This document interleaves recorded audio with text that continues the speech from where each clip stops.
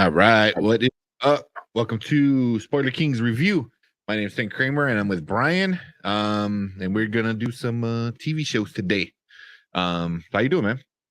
I'm feeling great. I mean, these are really good shows. I mean, it's been a cool week that we're able to watch different type of shows and enjoy all these different genres. I'm really excited for the next couple of months. There's a lot of things coming out. I can't wait to watch and really enjoy. Yeah, yeah. I mean, I know Moon Knight is March, which I'm like, oh man, I did not expect that. So I know that's gonna be super fun. So yeah, a You know, bunch of awesome shows. I'm a super nerd, so like I like anything to do with space.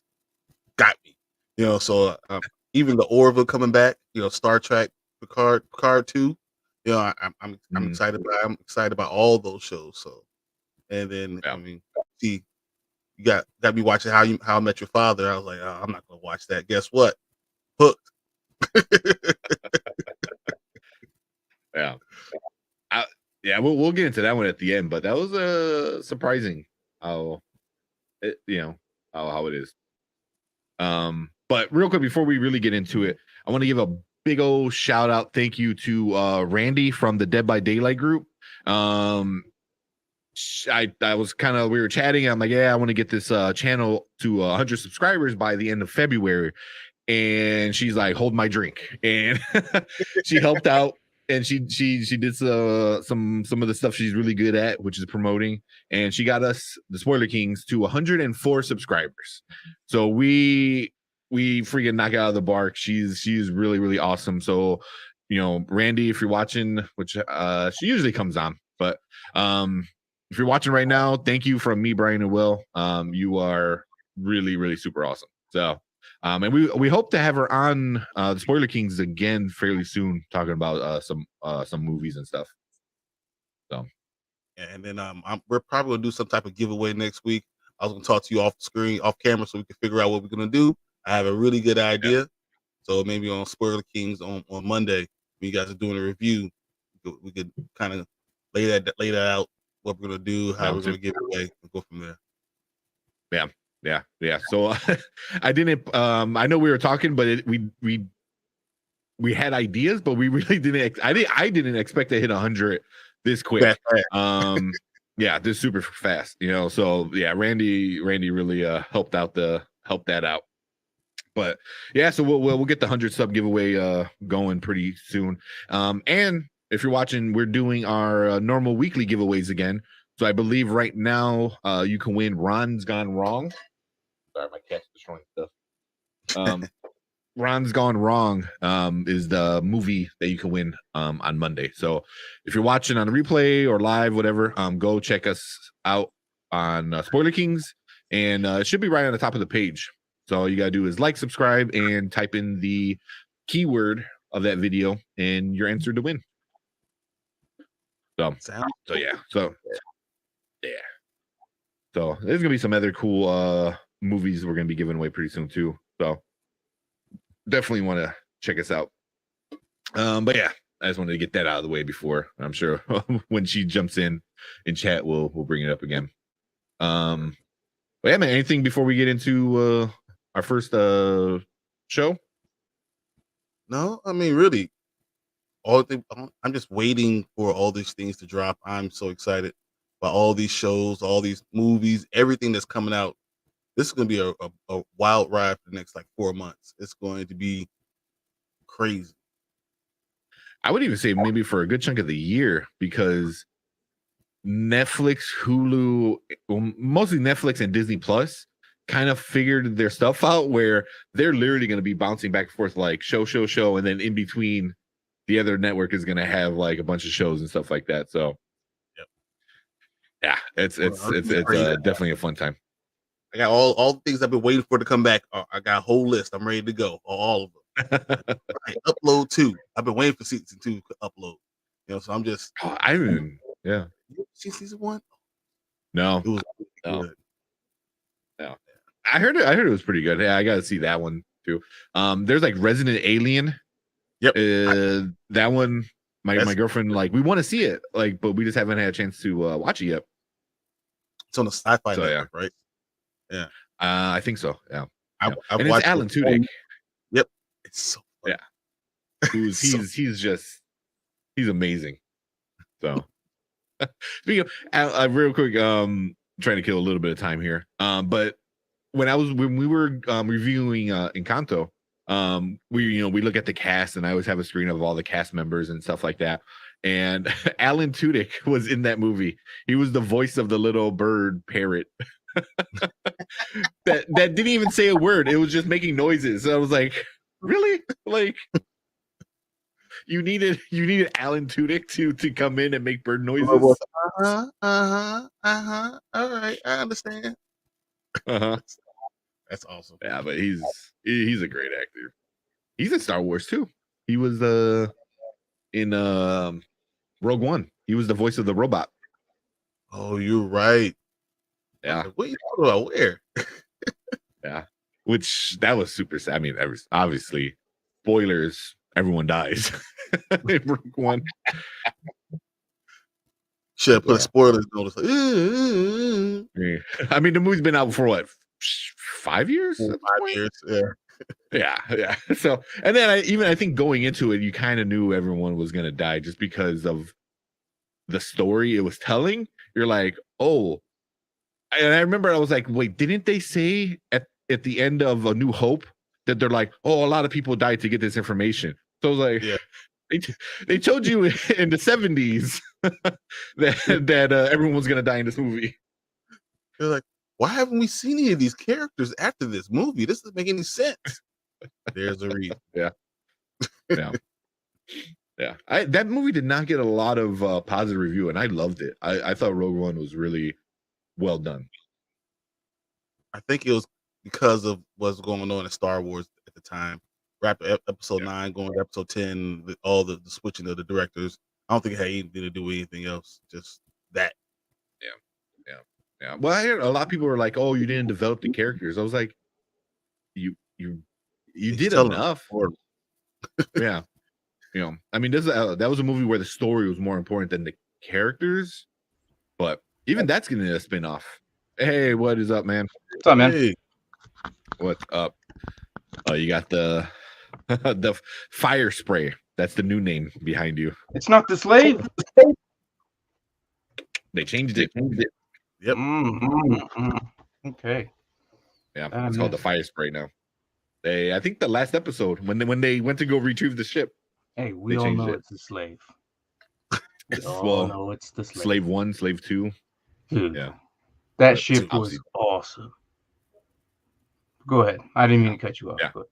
Nah, it was awesome. I was just saying we were just killing a little bit of time because I saw you getting ready down well, the I tried to get my Boba beanie on, but it just the camera angle, it wouldn't work.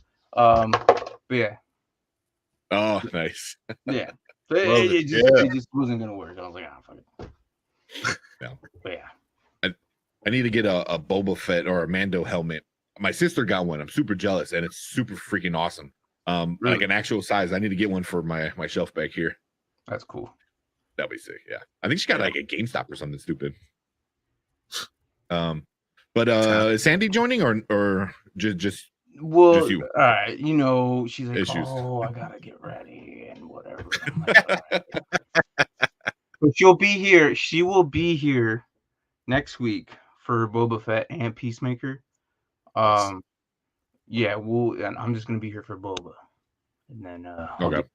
But yeah, for the Boba finale next week. Well, theoretically, so real before we get into Boba Fett, we're gonna talk about that next. Is there's a rumor that there might be a special episode 7. That's a rumor. Okay.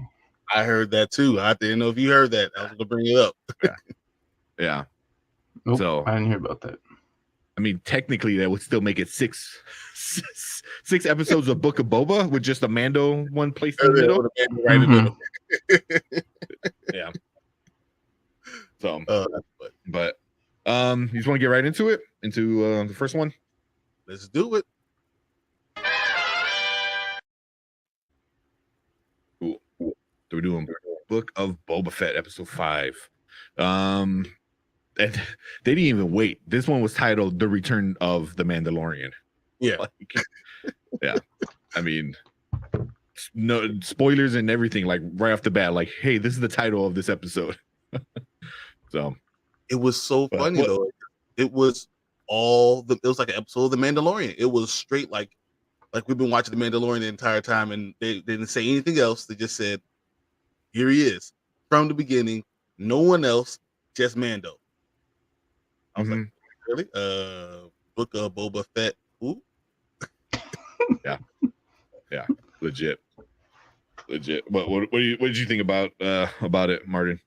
I thought it was a good like twist coming in. Like, I mean, because last week we were talking about timelines, right? So it kind of like, I'm still kind of confused on some of it a little bit, but the whole Mando thing, like bringing it in, I thought it was good though, honestly, because episode 5 comes out tomorrow or tonight. Did you see it already? Yeah. Okay, so that's where I'm kind of missing out. So I should have not jumped on tonight because I thought we were going to talk about episode 4. My bad. But you haven't seen episode 5 yet? No, but it's fine. I'm all in for it because I'm going to watch it right after this, anyways. Okay. But I just had to make a comment though, because like on the last 4, like I wanted to say this last week when I was on. When they brought in what was the fire what? The fire spray. Yeah, the fire spray. When they brought that on, and I don't know if you guys played Battlefront at all. Yep. I tell you that brought back so many memories about like just playing with that specific ship. It changed like the whole game. Like I was playing dogfight mode the whole time with the slave. It was the coolest thing ever. So I mean, I miscounted. I think we were doing episode 4, but it's fine. We'll stick out episode 5. As a matter of fact, I'll probably just jump off in the middle of this. I was like, I feel bad. Like, no, I'll probably. But I did want to say that at least that's part. So, well, we can change it. You want to do? We can talk about Peacemaker. Go ahead. First. No, go ahead. Full gun through. You sure? Spoil it for me, dog. Spoil it for me. I mean, I'm gonna enjoy it. Honestly, like what Bryon said, it wasn't a Book of Boba episode. It was a Mandalorian episode. Mm-hmm. I mean that was it. I mean there really wasn't anything too spoilery. I think. I mean you already know he's got the dark saber. You already know he's got the spear, and Grogu's not there. I mean that's all. That's all you need, and he doesn't have a ship. Yeah, so I mean that's episode 5. That's episode 5.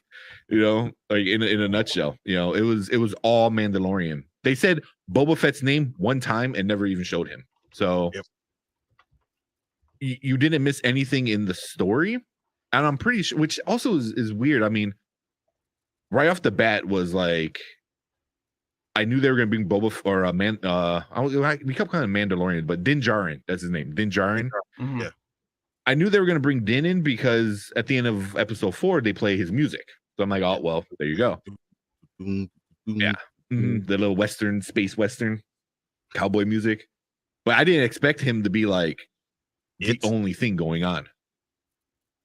Well, but I don't know. Well, so what did you think?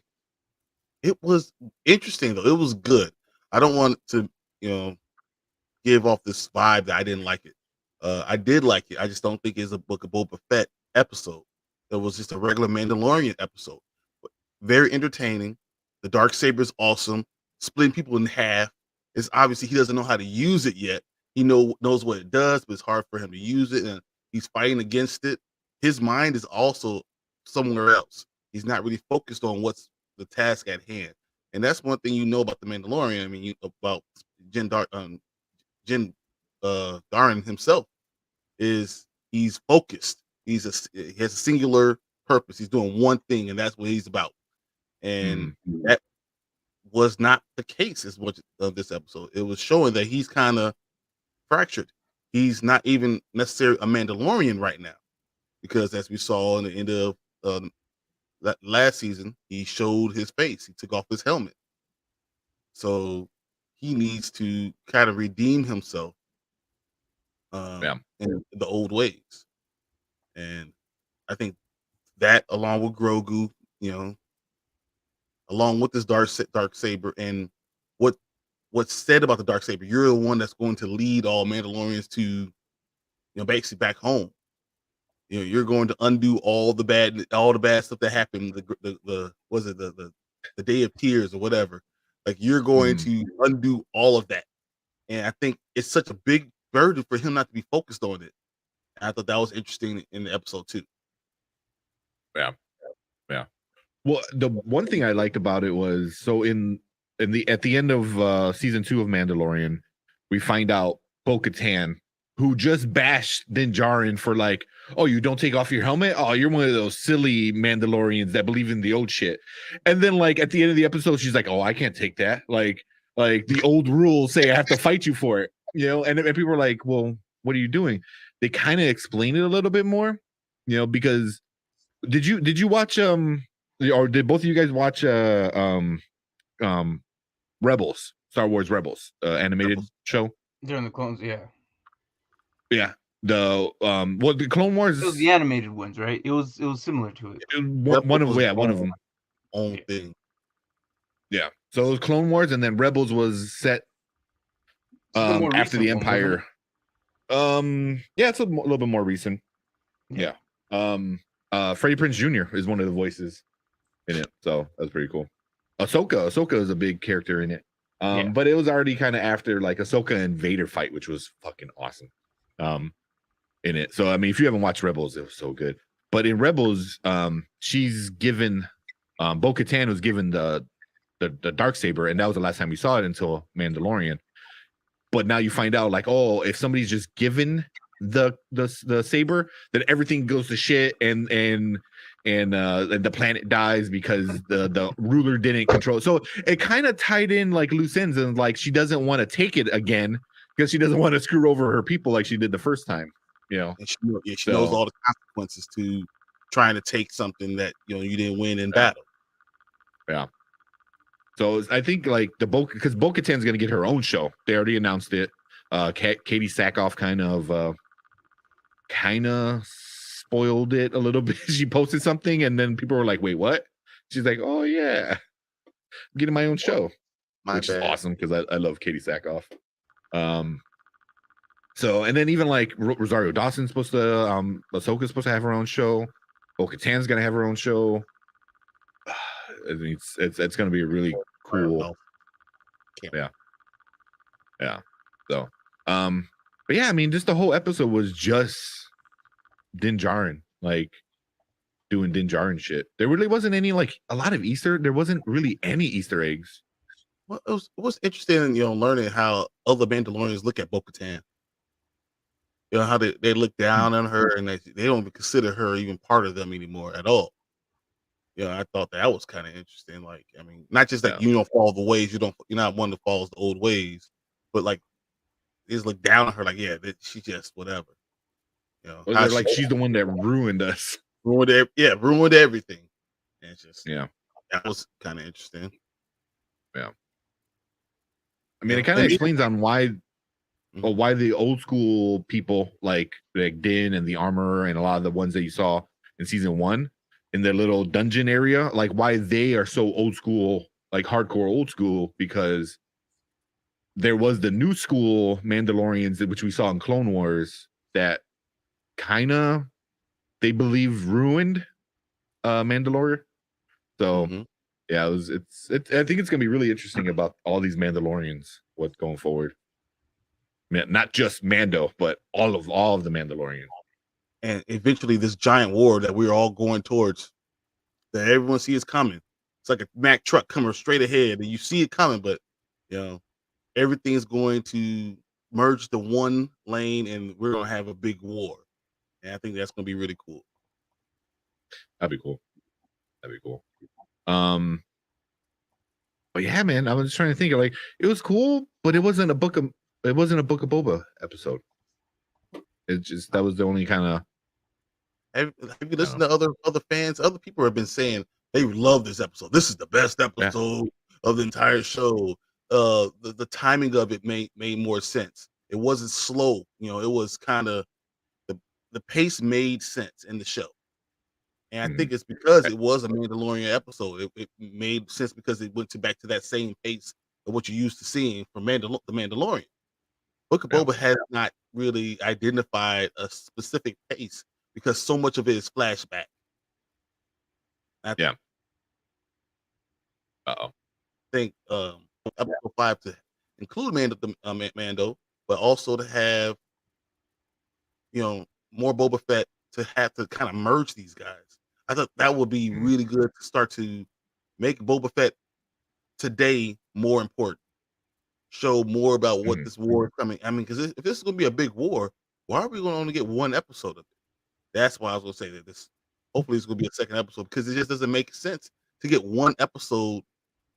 All this is building to this, and in 30 minutes you're going to resolve it all. I'm getting very Game of Thrones kind of vibes. Like they set up like 6 seasons of like, oh, it's gonna be this guy versus this guy. It's like they're gonna fight, and then like it winds up being one episode and not even the last episode. And I'm like, wait, you've been telling me for 6 years, that it's gonna be this epic battle between the White Walkers and the dragons, and that was lame as shit. And then it becomes a political thing at the end. I was like, come on. And that's what this is gonna be. It's like in episode 4, they set up the beginning of this big battle on Tatooine. And then episode 5 is just a random story. And then now I just got one episode to finish a story. Yeah, it's I don't know. It's so funny. We were talking about this before. I really thought that they're gonna like hire all these Mandalorians or all these bounty hunters to start to kind of come with Boba Fett so he can build his own army. And they spent a whole episode on one guy. He has a lot of money. They kind of said, hey, if you have money, we can get these guys. And they spent the entire episode on one person. Just didn't make any sense. And I was disappointed in that. They could have done more. They could have done better. Yeah. I mean, I loved the episode. Don't get me wrong. I mean, but it wasn't. It was in the wrong place. Like I feel like this should have happened like before season 3, because really this is like the Mandalorian season 3 episode 0. It's like a prelude to season 3. Which I'm like I'm all for, but now you're sacrificing another story to tell his story, and that was the upsetting part of it. And I thought it'd be great if they could just made an hour-long episode. And we could have had half the time we got Jen focused on him, and then the second half how he connects with Boba Fett and how he's also calling other assassins to him, and makes make more sense how he's gearing up for this war. So in this last episode, they have to get ready, explain where he's been doing for all this time, get ready for the war, and have the war in one episode. That's a lot. Yeah, and you're not even talking about post-war. Like it's just like, oh, he wins or loses, and then that's it. And then you don't know what happens after that. And I was just like, it's I don't know. I really don't know what Jon Favreau is thinking. Like I know he has a plan. At least I hope he has a plan. So far, so good. With everything else, but I just don't know where he's going with it. I really, really don't. I mean, honestly, I didn't know where he was going to go with Book of Boba in general. So I'm like, and then it was like 4 episodes of flashbacks, and then once they said the flashbacks are over because he's fully healed, then it goes to a whole nother story. I was like, what the hell? I'm like really upset about it, because I was like, I was digging the Book of Boba, it's just, I don't know. They placed another story in this, and it's just, but also seems like I love add another episode. Do something else. If you're going to do that, add another episode. Do something to make this still about Boba Fett. This episode, we only get 6. Do something else. Yeah. If it was a 10 episode series, I wouldn't be so upset. I'm like, cool, episode 5 right in the middle. you figure this out, and then you bring him in, and you have him, team up with Boba Fett, stuff like that. Yep. But yeah, one episode left, maybe. Yeah. I mean, that's also a rumor that there's going to be a 7th episode, like a secret 7th episode. I don't know. I mean, I think it's a lot of people being wishful thinking, but I mean, right now I'm still counting like there's just one episode left, and I don't know. That's a lot of story they got to tell. Yeah. A lot of story. But once again, the episode was great. Don't get me wrong. I mean, him building a new ship. I mean, learning how to fight with the dark saber. Another guy trying to battle him for the dark saber and getting his butt whooped. All that was pretty awesome. I mean, that was something that you enjoyed watching. It was a good episode of The Mandalorian. That's what it was. Yeah. Yeah. All right, so how would you rate? Yeah. I would say it's a now, because it was definitely it was super fun, and I mean right off the bat, it was also Bryce Dallas Howard directed it. So you brought a director who did Mandalorian season 1 and 2, come in and do a random Mandalorian episode. So it definitely felt like a Mandalorian episode, and the pacing, the action, the story, everything was amazing. It was legit amazing with in the Mando story. Just wrong story. Doesn't that kind of condemn the whole Book of Boba Fett right now, though?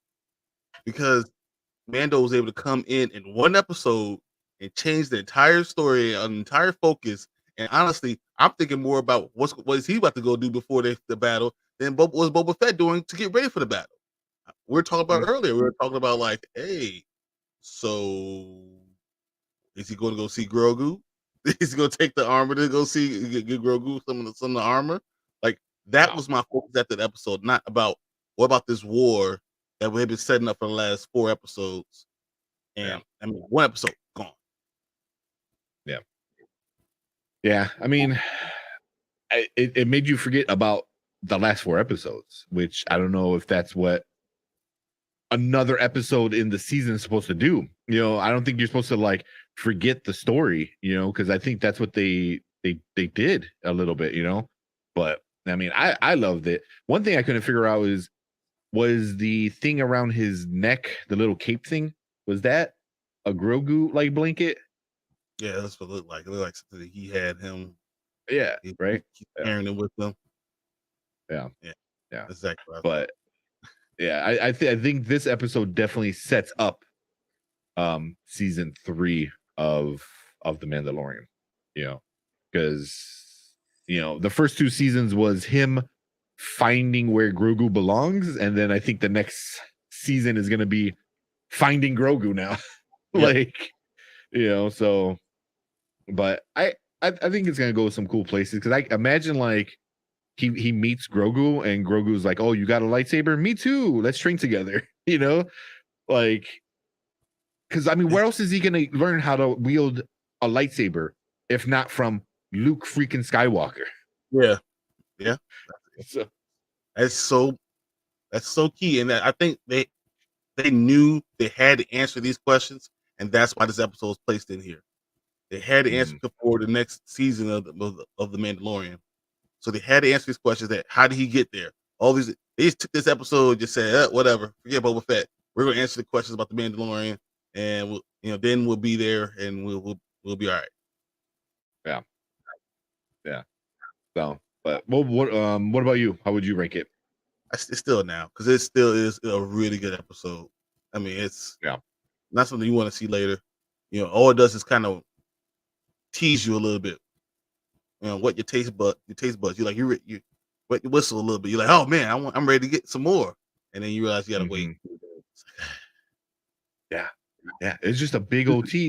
When you think about it, it's like, oh, here's the little shiny guy that you like. Oh, but you're not going to see him until the end of the year. I was like, you sons of like, can't do that to me. Yeah. So, but I mean, not that many Easter eggs. His new ship. I mean, it definitely is setting up him to find Grogu. I mean, his new ship has a little Grogu pit in the back. Yeah, You know? exactly. You know, that was made for the you know, the astromech, you know, like a not BB, like a R2D2. But yeah. That was my only question. Like, what, you don't have an inside of the ship either. You know, like, you have nowhere to sleep. You have nowhere. This is more like a fighter jet more than anything. I thought that he would want something a little bit more comfy inside because he is going to want to have Grogu by his side. Yeah, like the Razor Crest was more of like a RV, and now this one he's got a sports car. I was like, that's a big difference, dude. yeah. You know, so it's still but now it's still a really good episode. It's just not of Boba Fett. That's all. Only complaint. I agree. I wanted to see. I wanted to see this man. You know, it just sucks. It's like, oh, he's fully healed, no more flashbacks, and we're not going to see him.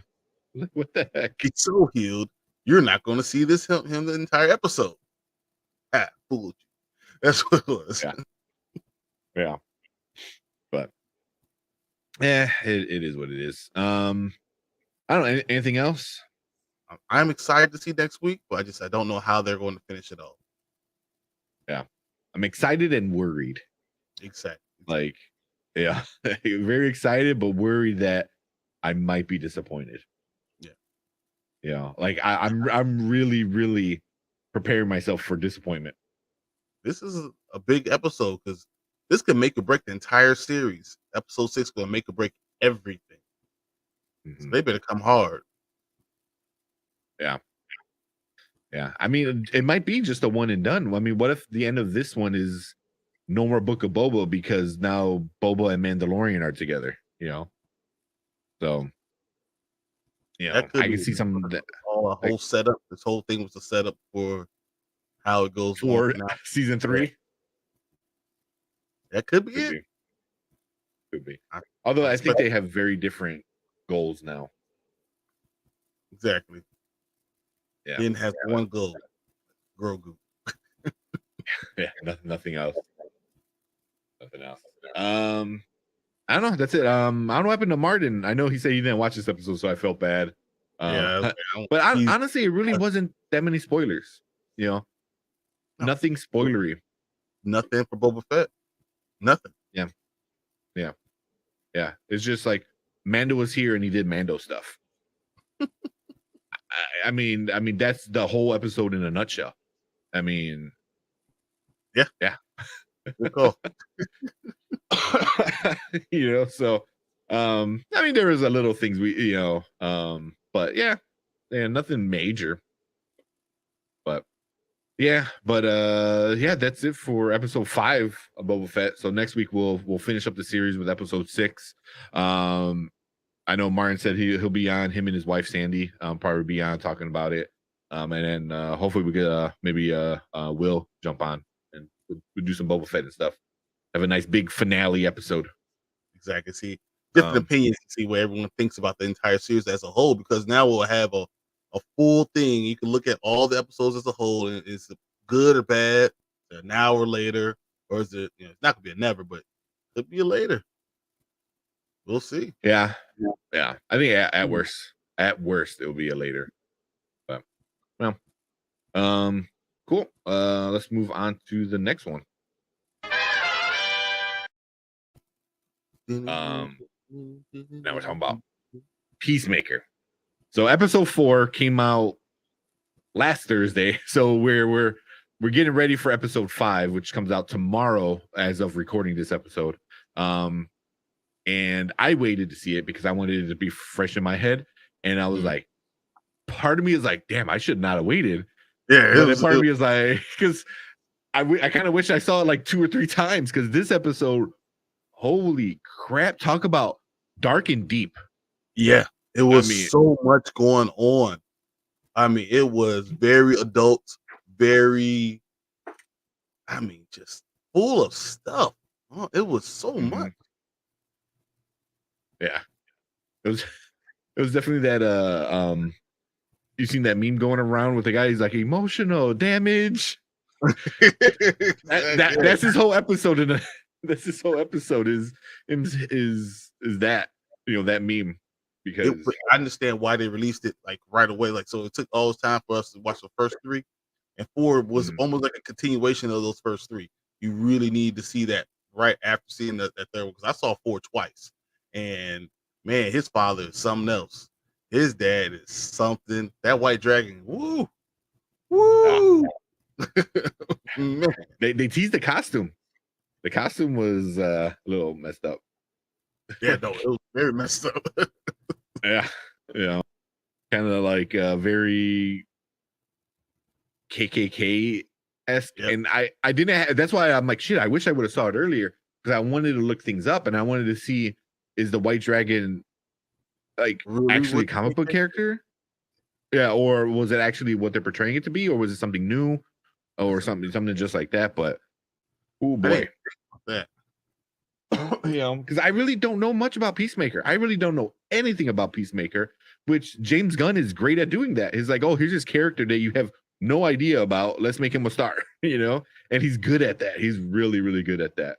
Because his rap is out. He has so much freedom to do whatever he wants to do. And that, you know, he is so creative, and that's part of the appeal.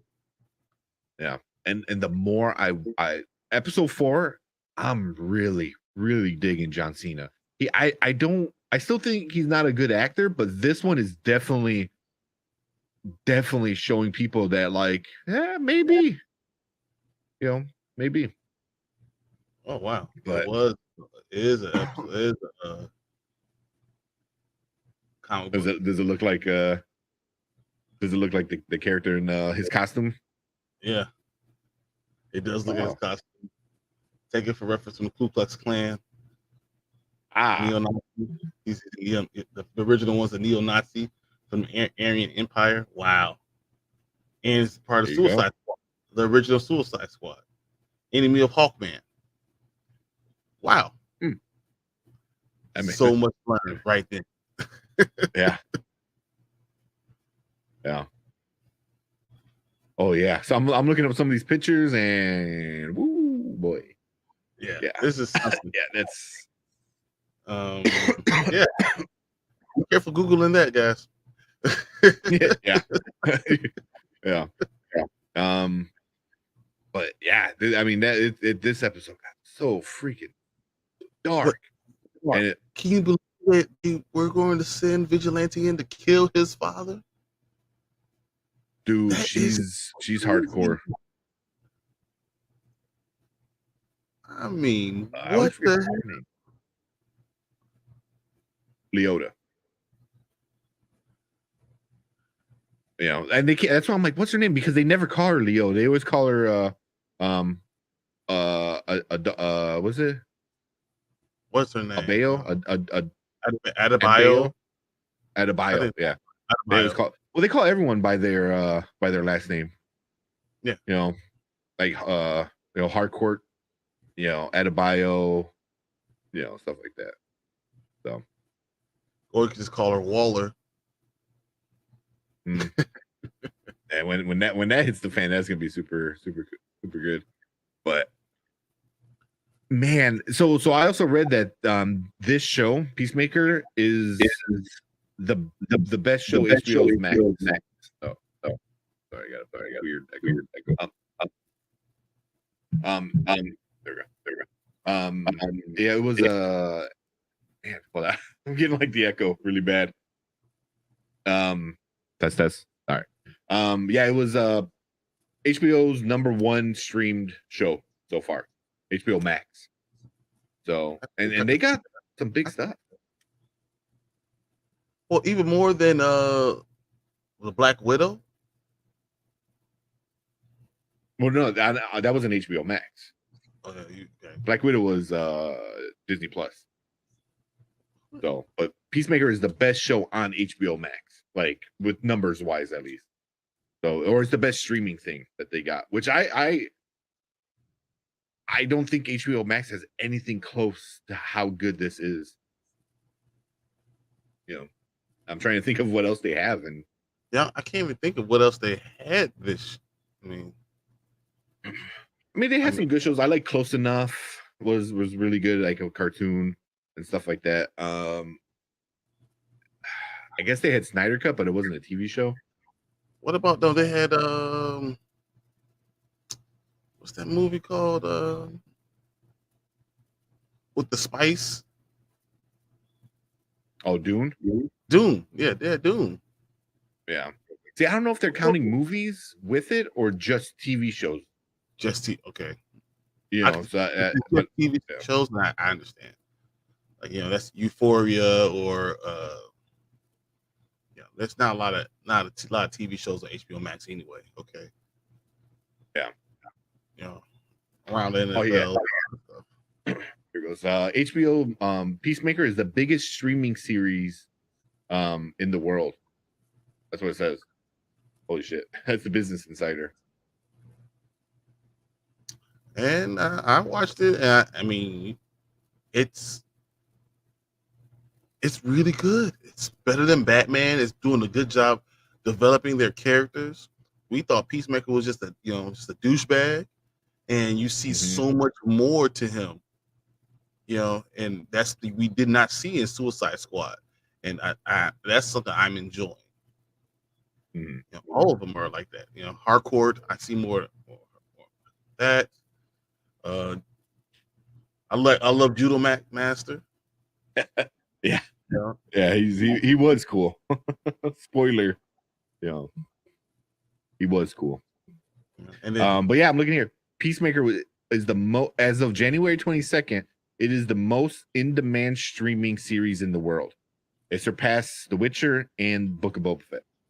Wow. So, yeah. So when it comes to streaming series, it's number one. And it's only 4 episodes in. That's until Stranger Things comes out, because Stranger Things is going to blow everything out the water. Yeah, I agree. Everybody and their mom will want to watch it. We want to get you to watch it too. Oh yeah, we're gonna watch it for sure. But all right. How much more do you like?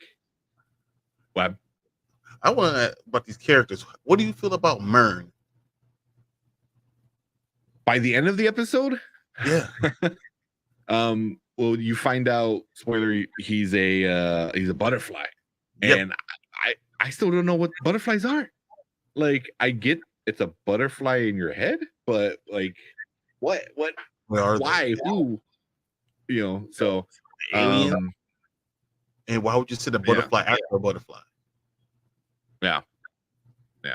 So, I mean, yeah, it's gonna be like super, super interesting. But I kind of want a little bit to know more of his past, because even like I think episode like 2, I think, or even like in 1, Peacemaker tells Leota that like oh, I don't trust Mern, you know, like he's done some really messed up stuff, you know, and I don't trust him. So it was kind of like a little interesting, because he said the same thing about Peacemaker. He's like, oh, I don't trust him, you know, but I think Leota was kind of leaning more towards with Peacemaker not trusting Mern's. But yeah, it was definitely I didn't see that coming. Yeah, I didn't see that coming. Whoa, Mern, really? He's the one? Yeah. And then Harcourt, I like Harcourt, obviously. I mean, she's made to make you like her, you know, her heart being hard, but still having that something else in her, that she's being guarded, that she has a past, you know, that's cool. Everyone likes Adebayo because that's her secret powers, that she gets people to like her, and everyone will follow her order immediately, no matter what. As with Vigilante, you know, followed all to go kill Augie immediately, just like, oh well, she said it, I'm gonna go do it. You know? And I thought that was pretty awesome. You know, you start seeing that she does have that power to manipulate. She's very much like Waller. Yeah. I mean, Waller does it out of fear, and she does it out of not like sympathy almost. You know what I mean? Like, she made Vigilante feel sorry, which Vigilante already, you know, not in like a sexual way or anything, but he like loves and sees like Peacemaker almost like a brother, like family, you know, like, you know, like right from the beginning, it was this like they had a very like brotherly bond, you know, He's like, "Oh, look around, it's me." He's like, "Oh no, you're gonna show me your dick." I feel like that's something like you see in movies with brothers being stupid with each other. So I think he cares for him, especially like knowing that his dad's a piece of shit. And it's like what she shared about what they did to him yeah, as a kid. When we saw those flashbacks of what they did to him. Yeah. Oh, that was. I still want to know. I'm like, by the end of this episode is when I'm like, okay, John Cena, like you got some acting chops. Like, if you could force yourself to cry, we're in business. But he's very like old school, like 80s kind of the guys you would see in the 80s movies, like very goofy. He's dancing all stupid, but he's like, it's very emotional for him, and it was just a weird thing, and you just forget, like, yeah, James Gunn's really good at that. Like, here's something that's very meaningful, but I'm gonna do it in a very silly way where like you're not sure if you should be laughing or crying. And James Gunn is awesome at that. So yeah. So many things in this episode, even with him getting the rest of his helmets. That was interesting. They explained the room. Yeah. Like what? Yeah. Yeah. But now it's like there's a pocket dimension. You were right. Remember you were talking about that? Yeah. They explained that pocket dimension. You were 100% right. I was wrong. That was awesome. Yeah. But also it's like, now I'm more like, is his dad really, really smart and does this, or like it's just like his dad doesn't seem like the kind of person that would do this kind of stuff, especially make stuff for him. And it was like, so I was like, I still feel like there's something else. There's like another person or group that is behind that, because he doesn't seem like the kind of guy that would like, oh, I know how to make a pocket dimension. I was like, do you? Like, But it'll make sense if he was the White Dragon and there was a Suicide Squad before them, and then the person who headed that was so much smarter and more like old. Yeah, exactly. I can see that. I mean, even like they framed the dad. I mean, there could be a connection between what's his name? What's his name? The nerdy guy. John Economos. Yeah. Between him and his dad, it's like, does he have some kind of connection? Because it seems like there's a lot of connections in this one, like, why would he just choose his dad?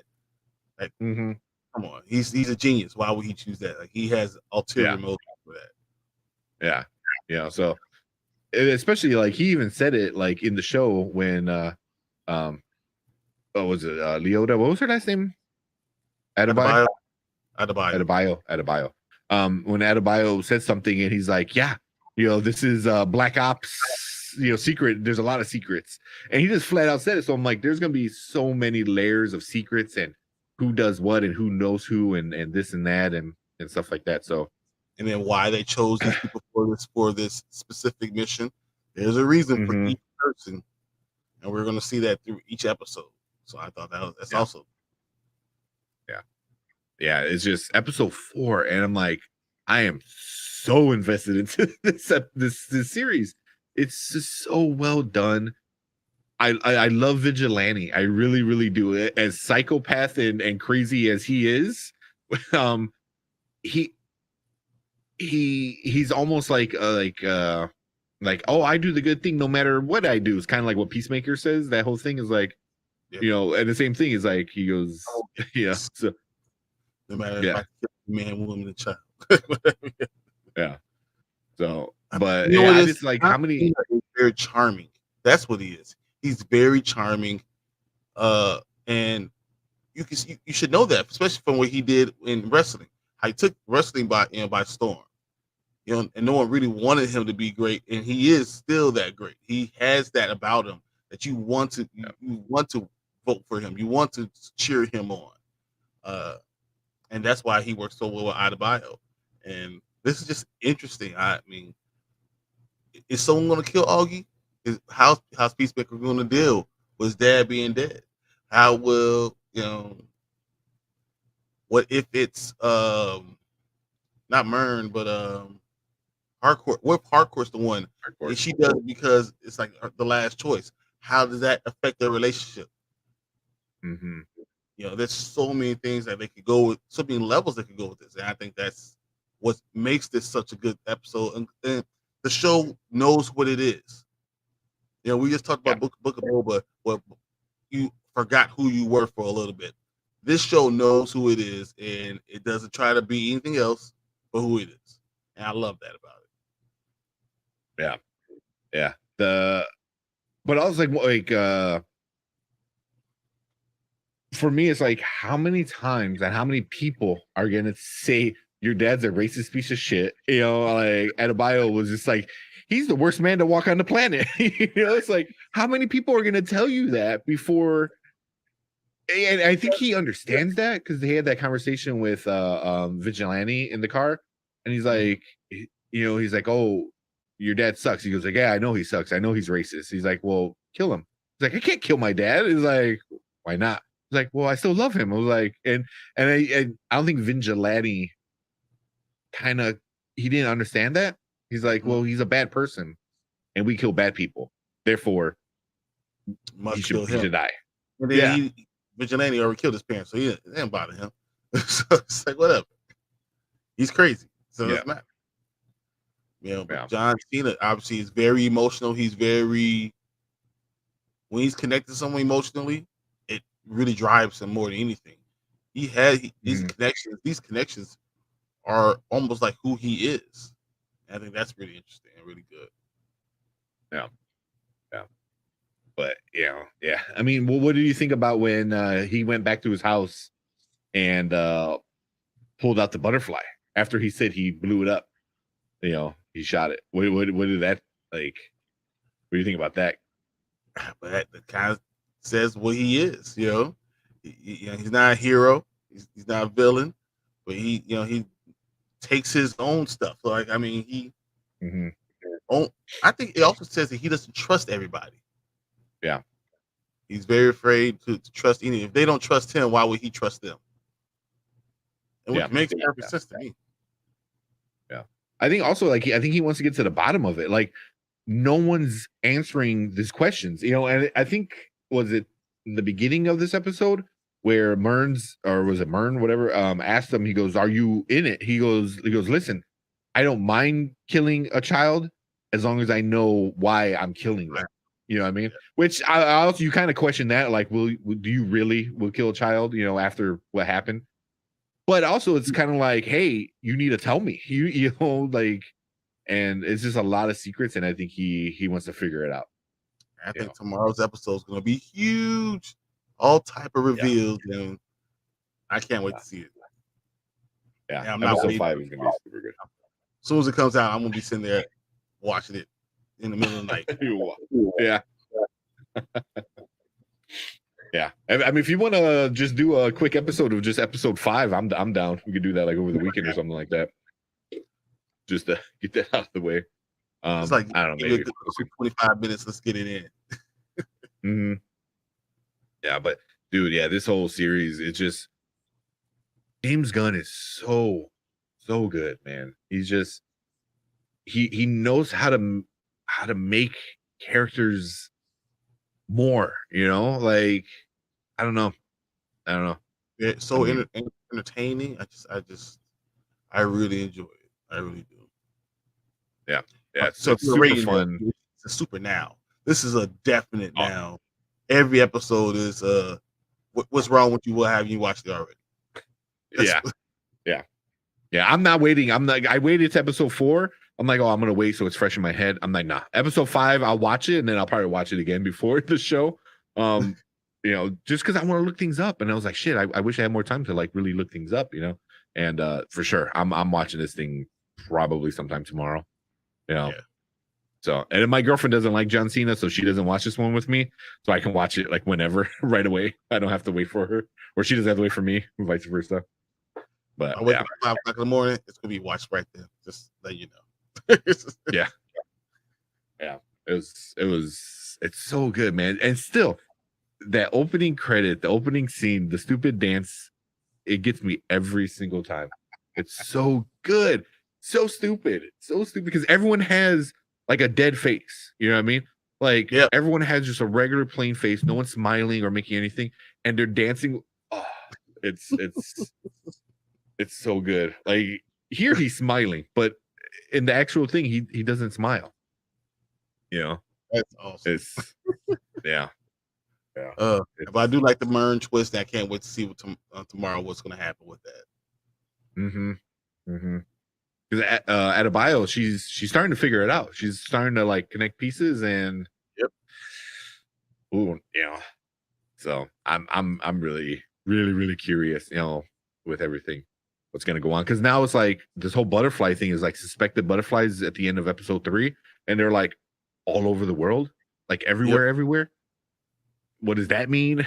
So, is it an invasion? Are they the original people that are here? What is it? What is going on? Is this like how in Marvel, how Secret Wars is that like this? I mean, what is going on? And then what's the I don't know. And then what was it? Judo Master. Right before he got shot, he was like, oh, you don't understand, and bam. So it was like, shit, does Adebayo know something that she's hiding? Like, is she playing the long con like all along? So I didn't think about that. Yeah, does she know what butterflies are? And she's working with Waller like double undercover kind of thing, and faking the whole like, oh, I never killed anybody. Well, she's like just as hardcore killer. Yeah. And she's just saying these things. She's saying these things about Peacemaker's father, not realizing we all think she's saying it because that's her mother is, but it might just be no. That's just him, not my family. We know who we are, right? Yeah. But definitely, this one's a thumbs up right here. It was really good show. Really good show. Super good episode. Episode 4, and I'm just nine episodes was it? Yep. So five more episodes. This is the opposite of Book of Boba, where Book of Boba is like, you have a lot to do in 40 minutes. Here is like they still have a lot to say. Take anywhere they want to go. I love it. And knowing James Gunn, he'll take it crazy. All that also real quick before we move on was they brought up Batman. Batman. What do you think about that one with the neighbor? I want to hear more of it because I mean this is a DC. And this is a chance to really bring these things together. So it's like Suicide Squad 2 could be really epic. This would be a really good chance to do these things. I hope they take advantage of this opportunity because it's very rare that DC has an opportunity to do something more than Marvel, and this is their opportunity to do it right now. I feel besides Loki, Marvel can't mess with bad guys that much just because they're meant to be bad, so they got to be bad. Loki, he's mischief, so you're able to do that. DC, they're able to get like, all right, here's the good guys that don't kill and they're goodies, but then here's the bad guys that are bonkers. We'll kill everybody. But I like the whole thing with the Batman. It was like he's like, yeah, Batman doesn't kill. He goes, yeah, because Batman's a good guy. He goes, oh, really? How many people did Batman indirectly kill because he decided not to kill the Joker? It's like he decided not to kill the bad guys, which is a legit criticism that a lot of people. That's a really good thing to say. I mean, that makes so much sense. And how many people got booed out of the hospital before the Joker blew it up? They had to be, evacuated. They could have died because they were on life support. All those things. Could have killed them every single time. Could shot him in the head. Game over. Yeah. That's why I really want to see a legit version of the Dark Knight Returns, like the Frank Miller storyline, you know, where he kills the Joker and then Superman goes after him. You know, they kind of did the Batman v Superman thing, which was kind of, but like I want to see a real version of that comic book because that would be epic. When Batman is a real sociopath and he has no conscience and he makes he justifies everything he does. That would be like Injustice. Exactly. Have you seen the? Yeah, well, it's going a little off topic here. But have you seen? Well, I guess it's DC. There's a new, well, fairly new animated cartoon. And it's based off the Injustice stuff. So it's where Superman gets a little, injustice-y and starts to kill a lot of people. You know, him and Wonder Woman like kind of go on a war rampage and everyone bad dies. Yeah, it's fairly new. I think the last couple months ish. You know, I think it came out in November, maybe. I seen it. It's an animated, so it's like an hour 15 maybe ish. It was good. It was good. But if you know the Injustice story, it was just the Injustice story done. But it's always cool seeing that version of Superman go all out like the way he does in Injustice. You know, and if you play the video game, it's that storyline. That's exactly what it is. Yeah, that's okay. Yeah, it's that storyline. Okay, so yeah, so those that's always a fun one to watch. But yeah, I'm down with that. If they want to go hardcore, crazy Batman, let's do it. Well, we don't know what Robert Pattinson's Batman is going to be either. So I mean, that could be the way that DC's going to go. Yeah. I don't know. DC needs to figure their life out right now. I mean, if you ask me, you need James Gunn to kind of maybe not be the Kevin Feige of it, but have him point in a direction because they went with Zack Snyder. I never really cared for Zack Snyder. I mean, unless he was ripping off a comic book, you know, like page for page, like 300. Yep, he doesn't really do it for me. You know, like. I feel like DC comics are so good. So yeah, it should have been fine because the comic book tells you the way, shows you the way. All you have to do is just repeat what the comic book is already doing. It has amazing storyline, has the best characters, has everything, and they still can't get it right. So I don't know. Yeah. I don't know. They just need to figure it out. And Peacemaker, the last Suicide Squad, I think that's the way to go. You know, just take James Gunn's thing. Don't go all super dark like Zack Snyder likes to do with everything. You know, it's like, and here's where Superman kills him. Like, why? You know, so I don't like that. It's like the good guys need to stay good. What happened? Zack Snyder's too long-winded for me. He tries to make all these twists and turns when you don't need to. Did you read the comic book? Are you even interested in comic books? It was already done. Just follow. It tells you the story. It has the blueprint. Follow it, man. Come on. That's all I'm asking. Yeah. He makes it look good. Just story needs to be better. But yeah, man, that's it for Peacemaker. Next episode 5 comes out tomorrow. As of recording this, comes out on the 27th. So, you know, maybe we'll do an episode during the week randomly, maybe not. But for sure, you know, if we don't do it, we'll do it next Wednesday for sure. But cool, man. You want to get on to our last one? Yes, let's do it. Where we at? Yeah. So, brand new show that came out a week ago. I think a week ago. It's a kind of a spin-off, I guess. I don't know. I don't know what they call it because nothing's really spinning off from the original. You know, it's the same concept. I think that's the only thing I had a problem with the beginning. I was like, so you really didn't spend any time developing what's the point of doing this at all? Let me just tell you about How I Met Your Father today. Start the show. It was just all right. Yeah. Okay. I'm not having a bad day, Yeah. Mom. Why are we going over this right now? Doesn't make any sense. Yeah. I mean, yeah, that whole thing, yeah. I mean, they've done it from the first show with the voice of Bob Saget, which is, you know, was like kind of awesome. Which they never explained why Ted was Bob Saget until and then once they show him, he's not the voice of Bob Saget. I was like, should have kept Bob Saget at that point.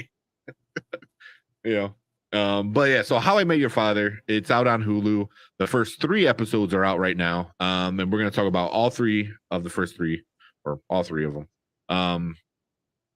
But yeah, man, it's basically the same concept, just everything's new, you know.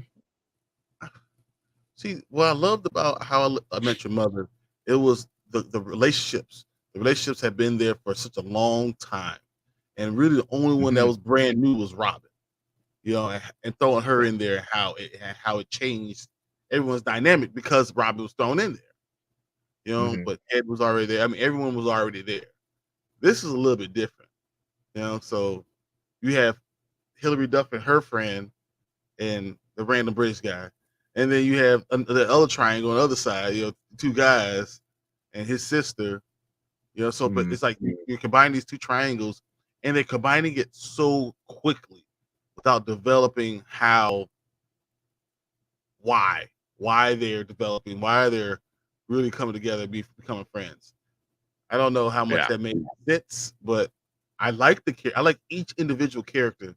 I really do like. I just don't think they really spent much time figuring out how we're going to bring these people together. Yeah. And I mean, you can fix that throughout the first season, so I'm not too upset about that, you know. But it seemed very random. Can you imagine hanging out with your Uber driver every day? like that's how it all starts, you know. That's kind of crazy for me. Supposed to have these friends type of relationships, and it's nothing like that, you know. Like, because even in Friends, you know, Monica and what you call it, you got brother, sister, you got best friends. You have connections that throughout high school for 8 years before we knew these characters, we already had these connections. And you know, the main triangle, the main people are the main people. That's not what's happening here, and it's so weird. But yeah, I enjoy each of these characters, except it's just so hard looking at Hillary Duff and not. I'm just waiting for a little animated girl to be walking up and kind of break the 3rd wall and start talking about what's going on the actual show. Like, that's what I see her. It distracts me. I think we were talking about that offline. It's just she's Hillary Duff. She's too big in a show like this to really be able to fall into the show. Yeah. Usually I like weekly releases now. One, we get to talk about an episode at a time rather than the whole season. And we don't have to spend like a week or 2 watching all the entire season. But I feel by the end of the season, it'll start to fade away a little bit. Like, I'll start seeing her as Sophie and not as Hillary Duff, you know. Like, she's not her character yet because she's her, you know. And that was like a very like, it doesn't ruin the show in any means. It's just, like you said, a little distracting, you know. But we compared it to Neil Patrick Harris. You know, he was the biggest star. Doogie Howser was the biggest show like of all time, and then seeing him, it helps that his character is so different from the show or from his actual life. That helps. But I feel like Hillary Duff is just like Hillary Duff. You know, like, I don't know. It'll be interesting to see what happens if I could see her as more than that, because I've seen her grow up, and I've watched all the shows. You know, so I don't know. Yeah. She was a Disney actor. Yep. You know, so it's weird seeing. It's always weird seeing, I think, Disney kids do something else, and it takes a while. Like Selena Gomez is always gonna be like a Disney, kid. I mean, granted, she's like 20, almost 30 now, or maybe I don't even know how old she is, but she's always gonna be a Disney kid, So, which brings me to another Lizzie McGuire. I see Lizzie McGuire. That's just what it is. Yeah. Which brings me to one of the other issues I had with this one was in the third episode, you meet a new character, a potential father, and it's the Drake and Josh guy, the one that's not canceled, I guess, even though he should be, because I am not a fan of him. Yep. Like, I'm not a fan of him at all, and it really kind of upset me. I'm like, oh, really? Why are you in the damn show, dude? Like, go back with your YouTube asshole guy that you hang out with. I think who's he hang out with on YouTube? I'm having a brain fart. But yeah, he hung out with this not a good guy on YouTube.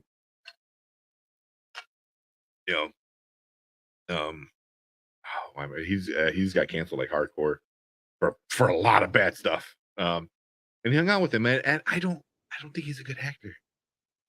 Like, I didn't like him in the episode at all. No, no. I don't like him a lot overall. I don't know, and I think that's another other thing. You should really care about all these characters, like the ones that could be the father. Then you should enjoy. You want to know more about them. The other thing is seeing her and not seeing the kid disconnects you from the kid caring about who the father is. And I hope they address that. I think it's going to be a reverse kind of thing where the last one is like you didn't see Ted the entire time, until the very end. I think this one's going to be that kind of same thing where you don't see who the kid is, because I think the kid is going to have a connection to the old group. Well, imagine if the kid is black, we know who it is. Like, like, well, that tells you a lot right there. I didn't even think about that. I was like, yeah, if you show him and it's like, if he's black or if he has a lot pretty dark skin, that kind of or dark hair, you pretty much know who the dad is. Yeah. That's very true. I didn't even think about that. It's kind of funny. But yeah, so Josh Peck, that's who it is. I am not a fan of him. He hung out with David Dobrik from YouTube. And I really don't like David Dobrik.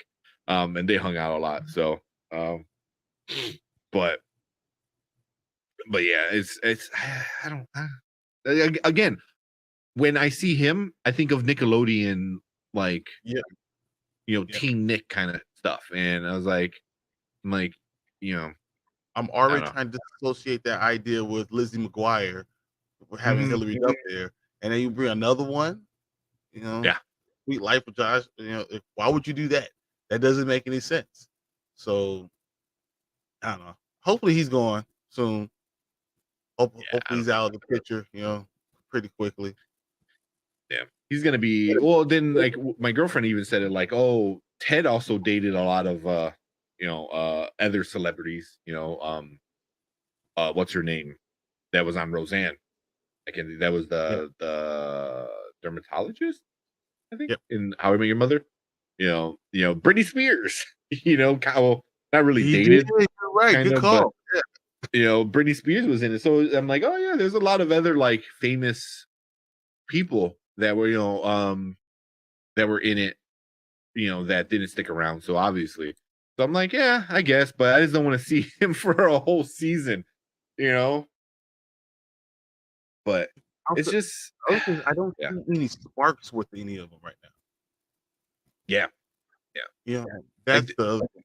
There's nothing besides the one guy was Ari. What was his name? Ian from the first. Yeah, he's the one who went to Australia. Yeah, Ian. Yeah. So besides Ian, who do you see any sparks with? I think they're trying to set up like Sophie and Jesse, who's the the guy who's very jaded, who got dumped on the internet kind of thing. I think they're trying to have them be a thing, but I'm just not feeling it. Like it's the good this connection's not there. I don't see it. Yeah. Also, I think I didn't catch it. I got to go back and look at it. But I think this episode 3 was written by Dan Levy. Really? Yeah. So I gotta look into that. But she saw it. She goes, Dan Levy wrote it. I was like, oh. I mean, Dan Levy did Schitt's Creek, and I mean that just was an epic show. So I'm really worried about it. Was written by Dan Levy. I'm looking at this more, I'm worried about Hilary Duff being too big. Just no. Yeah. Because all the other actresses and actors, like I've seen them in other things, but small things. Yeah. Yeah. She wasn't they weren't childhood icons, like exactly. It's so big. Because as you said, we said, if you're the main character to be a childhood icon, it's hard. It's just really hard. Yeah. I mean, I guess you could say that about How I Met Your Mother too, because Lily was big at that point. She was in from Buffy the Vampire American Pie. Buffy. Yeah. She was in Buffy, American Pie. So she was in a lot of things, but she was never the main character. Yeah.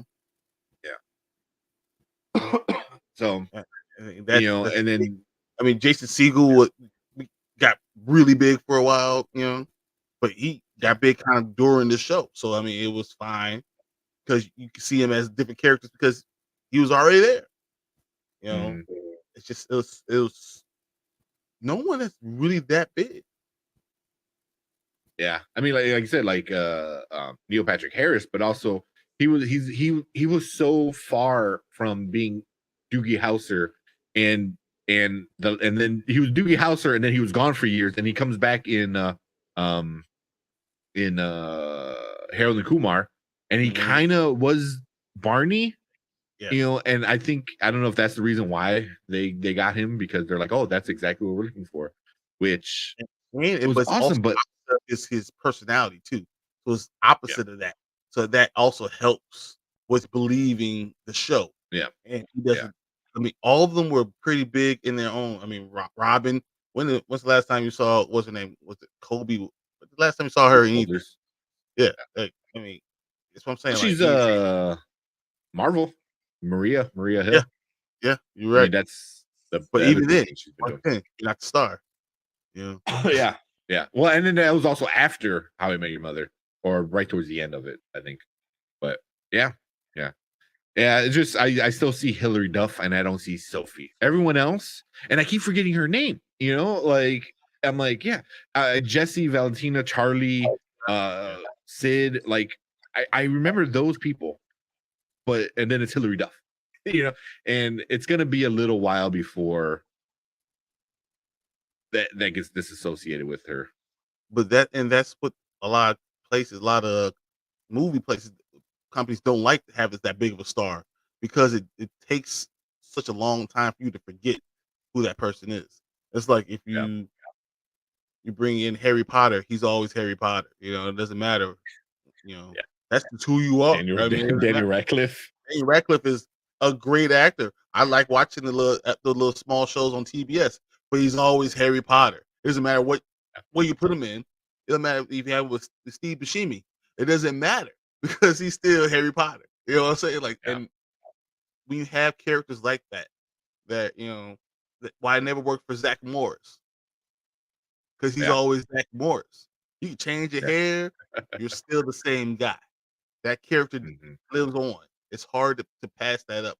And I feel like Hilary Duff might be that same thing, especially for the age bracket they're looking for. You're Lizzie McGuire. That's just what you are. I think if they push some of the side characters a little bit more, maybe you'll start to see like the whole, because that's what they did in How I Met Your Mother is everyone had their own thing. Like Ted was telling the story, but you know, Lily and Marshall had their thing, Barney had their thing, Robin even had their thing. But like you even said, it's they connected differently. You know, like they were friends since college, and then Barney was just, you know, the guy at the bar that wouldn't stop hanging out with them. So like he just was there. He was the guy that was just there. And then legend. Wait for it. Yeah. Oh, did you freeze? Like, I think your video froze when you did it. That was perfect. That was perfect. Oh my god. But you know, but even like what you said with Robin was like she was the new person, and it made sense why she became part of the group, because Lily was like, no, you're the only other female that we've ever talked to, so you need to be part of this group for me. So it was kind of like Lee, and also Lily is the worst. You know, like she's the worst. Like you have a character that you hate her so much that you had to have someone else there. Yeah. Yeah. Also, it was like not right away, because the first few times we watched it, we watched How I Met Your Mother like from start to end a good like 5-6 times, like all seasons, like, you know. So by the end you're like, oh, Lily is the worst. Like, how is she with Marshall, because he's the best? You know, and Lily is the worst. She's so manipulating and stuff like that. But they don't, I was hoping like, oh, she's the Barney or he's the Barney in this new one, and this is the Lily and this is the Marshall relationship of it, and we really don't have that yet. You don't have any. I mean, I guess Valentina and you don't even know how long Valentina and Sophie have known each other. I really don't know. Yeah, they don't. I think they might have said it in the first episode, but I didn't really catch it. You know, where Ted and Marshall you knew since college, and they said the story a bazillion times throughout the 9 seasons. You know, he's from Wisconsin, and you know he's just so nice. He's the nicest guy ever, and we know that story. It made sense because you know they had that relationship for such a long time. It didn't take the seasons of the episode for us to know it. We knew that from the beginning that these guys are, you know, they have this connection. We don't have a connection with any of them yet. So I think that that's something they might miss, and hopefully they fix it. You know, because right now we got Ellen, Charlie, and Jesse. Right? No, not Charlie. Ellen, Jesse, and Sid. Right. Mm-hmm. Once again, we don't know how long Jesse and Sid have known each other. We know Jesse and Ellen are somehow brother and sister. But they're adopted. I think she's adopted. They said she's adopted. But that's all we know as far as, you know, their life. They haven't developed any of those things, and I don't know if they're going to have the opportunity, because we're going to watch these 10 episodes and we're going to be judged.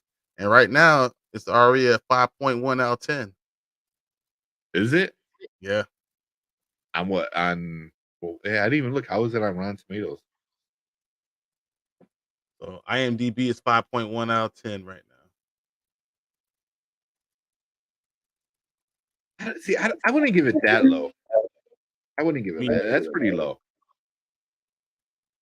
I think it's a solid 7 right now, with opportunity to do more. Yeah, I think they need the first season is always a little tricky with a lot of shows. Is you need to find your footing. You know what I mean? I mean, like a show like Peacemaker and Boba Fett and Mando that's a little different with these multicam kind of, you know, shows like this, like these sitcoms. Like you might need, you know, because like if you remember like Parks and Rec, that wasn't the first season wasn't that great. It was, and The Office. It was bad. I wouldn't say it was bad. The Office season 1 I thought was bad. Well, The Office was coming off of something else though. Like we already knew that it could work if you give it some time. You saw what it did in Great Britain. You knew it. If you give it a little time, we can get through this. Yeah, but I thought The Office season 1 was not good. It wasn't fun. It was cringy. It was hard to watch, and it was bad. And Parks and Rec was kind of starting to be the same thing. But by the end of the season, they figured it out. It didn't. The Office didn't figure out what it was in America until mid-season 2. You know, so you know, to rate How I Met Your Father like after 3 episodes, is a 5 out of 10. Is like, yeah, it's still figuring its stuff out. It still needs to figure out like how much like the original does it want to be. You know what I mean? Are you going for something that's totally different, or are you going for something that piggybacks off the success of that? And how long can you have how many episodes can you have with that? You know, if you follow exactly the same type of storyline, you know, it's hard to answer. Yeah. I'm looking at Screen Rant right now, and it's a 2.5 out of 5. So about the same half, right in the middle. I mean, on Rotten Tomatoes, it's the tomato meter has it at 31, which is the critics, and the audience has it at a 68. So the 68, it makes a little bit more sense because that's about a little bit above average, right in the middle. But 31 by the critics, I was like, oh boy, that's super low. That's super low. I wouldn't give it. I would give it a solid like. This one's a later. Like if I gotta say, it's not a now. This is a later. It's a later that it's a later. I'm going to enjoy watching because for what it is, because I enjoy these type of shows. But for what it is, you know, I'm going to enjoy it, and I know what's going to happen. And I like the characters. I like Hilary Duff. I see Hilary Duff. I don't see Sophie. But I mean, doesn't mean I hate it. If it was, I mean, it's just a later. It's a good show if you got time, and everyone has. Like, I don't have cable. I have streaming. I stream everything. So if you're, you know, up at 10 o'clock at night and you don't have anything else to watch, put it on. You're gonna enjoy the 3 episodes. It's gonna be something like, oh, okay, so that's good to watch. You know, I'm not saying it's not on level of Friends, and it's not as bad as I don't know The Village. You know, it's somewhere in between. Yeah, I'm trying to think of a bad sitcom. I'm like one doesn't really pop into my head, but it's not bad. I don't think it's bad. 31 is really bad. 2.5 out of 5 is still a little. You know, 5 out of 10 is you know, that's about both are in the middle. It's like a little bit above the middle. You know, like you know, Sophie, which is Hilary Duff. She's the Ted of the group. You know, she's obviously telling the story, or future her is telling the story, which is also played by Kim Cattrall, which is awesome. You know, is future Hilary Duff. You know, which is really cool. Yeah. You know, but I think besides her being Ted, or the version of Ted, who's like hopelessly romantic in love kind of person, they need to figure out is like, all right, are we gonna have a Barney? Are we gonna have a Marshall? Or are we just gonna redo it all? You know, because you need to focus on them a little bit more and get off Hilary Duff a little bit more too. Well, you have to have some relationship that makes sense. And with the people they have that opportunity. They really do. I know it's not that way now, but Sid and Valentina could work out. You know what I'm saying? Like if things shake up, those people could possibly work out. You never know. Like you can change the way things are from now and create something, a dynamic that might spark something. But they need to do that soon. You know, like what's another good show? Big Bang Theory. They had that immediately. You knew Leonard was going to chase after Penny immediately. They need that some type of connection like that. Yeah. I think they're trying to do that with with Valentina and Charlie. You know, like, oh, they're the couple that love sex but shouldn't be a couple, like that weird thing. And you know, and then Sid and Hannah are the married couple but long distance. You know, and it's like even like he says, like Valentina came from Sophie, and Sophie met this group by riding in an Uber with one of them. You know, and now they're all hanging out every day. And then in episode 3, Sid gets a sex device to do stuff with his wife, and she's like saying all these things. I'm like, you guys barely know each other, and you're telling him all your sex adventures you did, and him getting advice from her on like, what do I do with my thing with this device? And it was like you guys barely know each other, like I don't even know if I can get that deep with somebody that I've known my entire life, because I mean you're like talking like I don't know, Yep, I agree. That's exactly how I feel. they need to make the it has to they need make to make the more connection make sense. Yeah, it has to make more sense. And that's why I'm saying like having that long distance relationship might not work unless you bringing her into New York. And even then, that she's going to be the outsider now. It's just it's going to be a lot of different things, and they got to figure out a lot in 7 episodes. So we'll see. Yeah, like you said, I like the characters. They need to figure, like I like Ellen. I think she could have really funny stories about being like a lesbian from a small place where it was just her and her girlfriend were the only lesbians in that whole town, to coming to New York where it's very different. Yeah. So I like what they're doing with her. I feel like they need to go a little bit more with her. Charlie is kind of like the same thing, where he's this rich guy and now he's in New York, and like I think the funny thing, like the one he's like, oh, I learned not to open my mouth in the subway. Like that's funny. That was funny. Where the like the crazy guy, he's like, open your mouth, and then he puts. Like we put it in the 3rd episode where he said the same thing to Sophie, and she was like, not now, not now. Like you already knew. Like so that was funny. Yeah, so I was like, it has potential to be really good, I think. Hopefully, if Dan Levy's writing for him, I think it could get there, because Dan Levy understands like stuff like that, because like Schitt's Creek is oh my god, my girlfriend watches it all the time. Like that's her comfort show. Like she watches it all the time, and I've seen it like a good like 3-4 times at this point. So if he's still writing, he's watched Big Bang Theory. He's probably watching Big Bang Theory right now as we're speaking right now. Right. Yeah. Oh, we got a comment. Sorry, I've been looking at comments. Oh, never mind. That's spam. Never mind. Yeah. So I'm excited to see if they could do anything with it. I'm not expecting anything crazy from it. But it's going to have to survive. It has potential. If it survives the first season, then we'll see. They have good characters. They have good actors and actresses that I can see working if they work on the character development a little bit more. Make them have better connections from other reasons. Yeah, I think they need some little ties to the old one, like the Jesse and Sid. They're the best friends.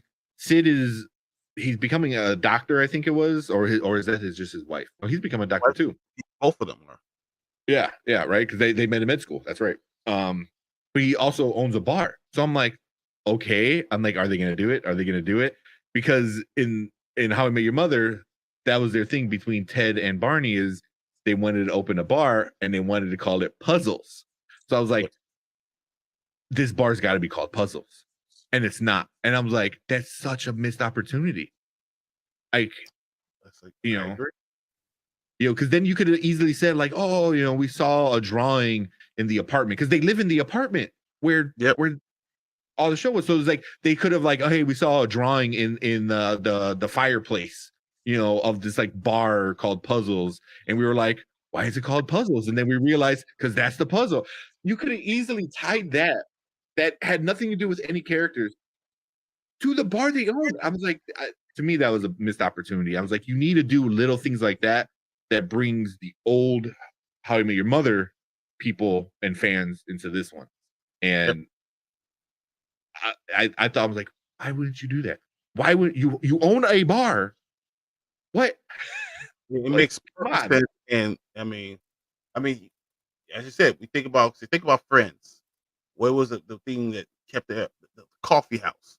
That was the biggest thing there. I mean, those are things that you have to really hit right. You need to do it right, and I'm not sure they're going to do it right, but I'm interested to see. I'm down for going to be in for the ride. I just hate investing for a season and then all of a sudden they're gone. Yeah, I hate that. Yeah, I think where Sophie and Valentina, their apartment, I think that is Tracy, which is Ted's eventually, baby mama. Where she lived with a college student that Ted dated, who wind up being a lesbian at the end. I think that's their apartment. I think that's their apartment of Tracy and what's her name. And I'm watching the third episode. I'm like, is that? Like I couldn't tell. I probably have to watch that episode again of Ted in that apartment. But they have the ties. The things are there. You need to tie them together. And it doesn't even mean anything. It doesn't have to be anything major. Just little references is all you need. Yeah. Yeah. Marshall have his own like law office or something like that. Something as simple as that. He's a Supreme Court at this point, ain't he? Or some shit like that. Like he's like some big judge of like you have to hear his name on TV at some point, right? I mean, I was like, so yeah. Well, we hope. Or or just have Barney walk by the radio like that's asking for a lot. Because I don't know if any of the original cast are even going to be part of it, or if they were even asked to be part of it. I think it's going to take some. They have to be a lot better. If it gets to season 2, then they might bring in something like what they bring in. What's her name? I know Jennifer Morrison. What's her name? Zoe. Oh, Zoe. Something like that. Like another connection, like something that easy you could do. Yeah. Or the captain. The captain. I was gonna say the captain. Or even the boats. The commercial. Like, like it's gonna be the little things that is gonna trigger the nostalgia of How I Met Your Mother. That's gonna mean a lot, bring those people in. Yeah, like even when they went to the apartment, they're like, "Oh, we got it from these 2 old guys," and they left their swords. I was like, "Oh, cool," like I thought that was interesting, So also, I don't think they would ever leave their swords. Like what? Like, no. Yeah, but I mean, I don't know. Maybe they were both like, "Oh, it's time to move on from the swords." I don't know, but yeah, I'm enjoying it. But it's definitely a later. Watch it whenever you get a chance. I think, and it could be coming now by the end of the season, but as of right now, whenever. We'll keep on looking at it, and we'll let you guys. You don't even have to watch it right now. We'll watch it for you, and we'll let you know. And we'll let you know when to binge it. when should you stop everything you're doing right now and go see it? Yeah. But here, let's get out of this one. But cool. Yeah, I just wanted to put that so I can mark it. Yeah. Anything else, man? Anything else? We're going for. You said we weren't going to do 2 hours. Still. Yeah. No, I mean, I think this is good. I am interested in seeing Peacemaker. I really want to do something about that. So, I want to do that, and then I want to have some information about this giveaway. We'll let you guys know next week. We're gonna do something. I have an idea. I have a good one. Yeah, I got a few too. So yeah, we'll figure something out. We'll do a 100 sub giveaway. We're at 104 right now, which is I did not see that coming. So super happy. Yeah.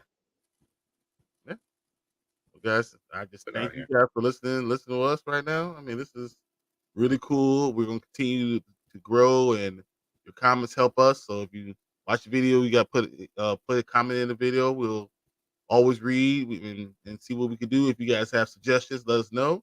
And we are always up to watching whatever you guys want us to watch. So let us know. Yeah.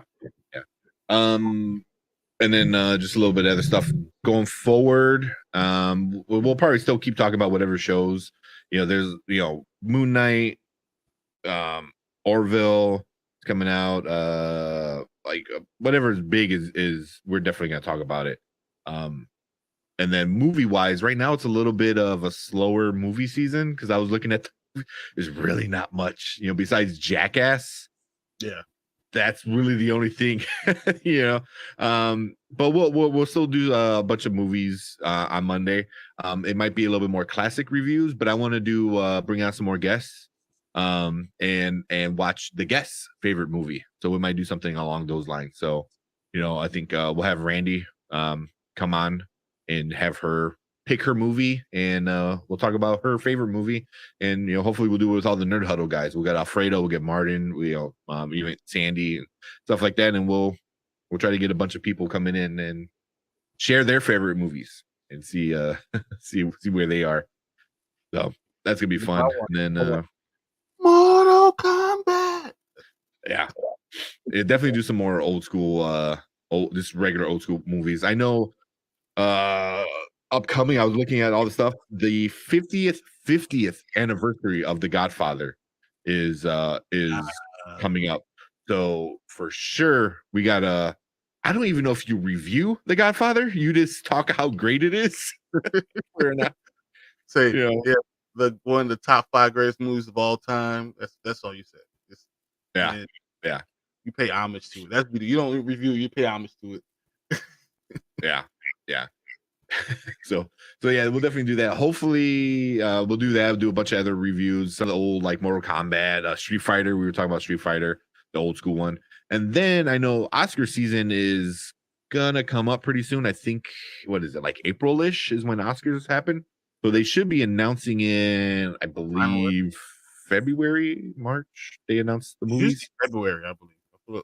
Yeah. Right around Valentine's Day, usually hear something.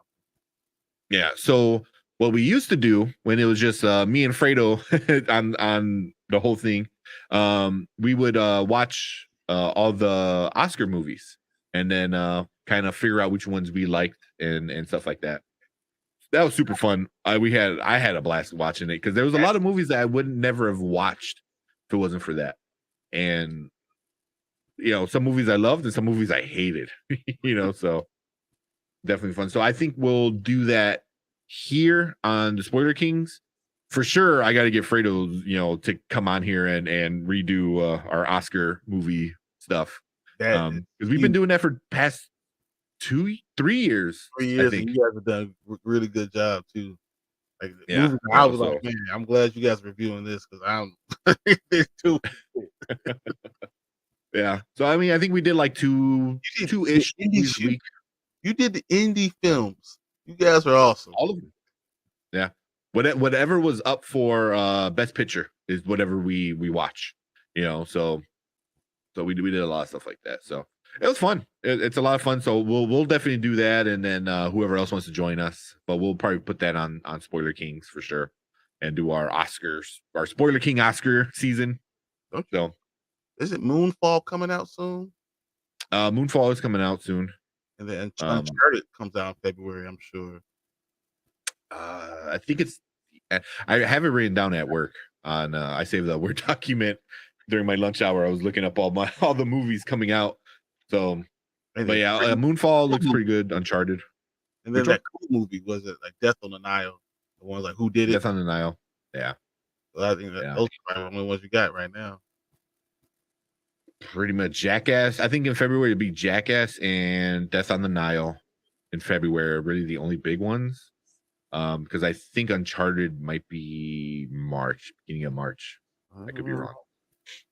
I'm trying to find it. I can't find it. But yeah. Oh, it's February. Is it February? Okay. 18th.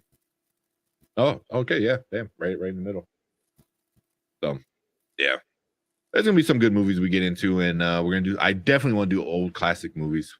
That's gonna be a lot of fun. And then Oscar season. I think we'll do a thing. So me and Fredo, the first year we did it, we decided to do a like a fantasy Oscar thing. So we would pick. So you have categories. Like here's all your categories for best actor, best supporting actor, best actress, supporting actress, and best movie. So it'll be 5 categories. And then everyone would pick who they thought the winner was. and then whoever had the most correct would win a prize. I think we did a gift card. That's first year. Yeah. So do something like that again. I think that'd be cool. Now that we got a little bit more people following us, and we're more movie based and TV show based on this channel, so it'll fit a lot better. But yeah, and then again, thank you, Randy. Thank you, Randy. She usually jumps in the chat, but she didn't today, so that's all right. But yeah, thank you, Randy, helping us get to over 100. Super appreciate it. You're an unofficial, or actually at this moment you're an official Spoiler King, so you have an open invitation to come on whenever you want. We'll get you jackets. We'll get you t-shirts. You got it. yeah. So yeah, she's super awesome. And if you like Dead by Daylight, the video game, she runs the largest Dead by Daylight community, and it's over on Facebook. So if you're definitely into that video game, go on Facebook and check out that group. So super fun. I think they just hit like 57,000 people, and it's like their 4-year anniversary. I think it was the other day. So 4 years, 57,000. Just talking Dead by Daylight. Yeah. Anything else, man? No, I mean this is it. I'm excited about what we're gonna do next, and I can't wait. Yeah, it's gonna be fun. We'll keep you guys updated. I know I gotta make a schedule to get all the other Nerd Huddle guys in the loop. Yeah, so that'll be for us. But cool. Yeah, hopefully we'll get some other collabs going too. That's on the agenda. But all right, man, let's get out of here. Yeah. So and make sure you go back to the Spoiler Kings review. You got the video short because you're doing a giveaway. Ron's going wrong, so make sure you check that out. Comment. You see the keywords. You make sure you do that. Yeah, I think that's one. Throw that out there because it's gonna be cool. I like the movie a lot, especially my girl. So. It was good. It was good. See if I can bring it up real quick.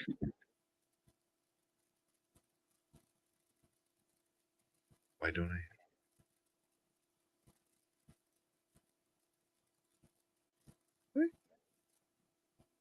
Not showing. And like the one time I'm looking for it, it's not showing up. Really?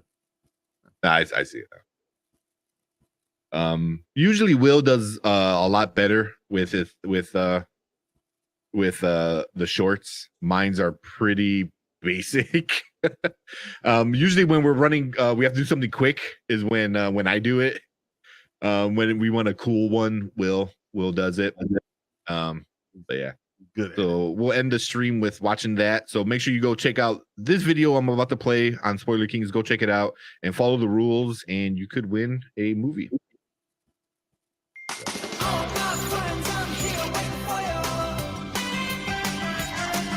Subscribe, like, and comment #BBot for your chance to win a digital copy of Ron's Gone Wrong. Winner will be randomly picked Monday night during the Spoiler Kings live show. And stay tuned for more giveaways. This song, was stuck in my head for like a week. I've now seen this movie like 4 times. So yeah, that song is very, very catchy. So, all right, but yeah, cool guys, we're out of here. All right, thanks for watching, guys. Thanks. All right, later. Don't forget to like and subscribe. We're out here.